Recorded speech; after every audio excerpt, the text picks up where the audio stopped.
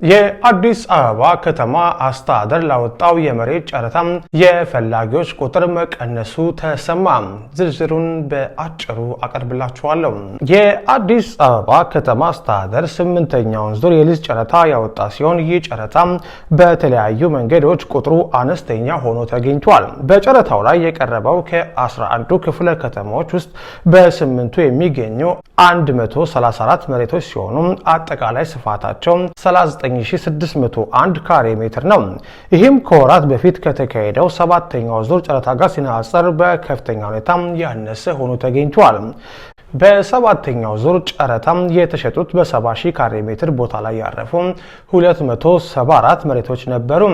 በዚህኛው ዙር ጨረታ ከቀረበው መሬትም በተጨማሪም የተሳታፊዎችም ቁጥር ቀንሶ ተገኝቷል።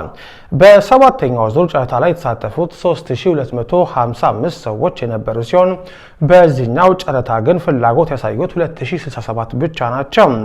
ነገር ግን በዋጋ ደረጃ ደግሞ ካለፈው ዙር ጨረታ ይሄኛው ጭማሪ አሳይቷል።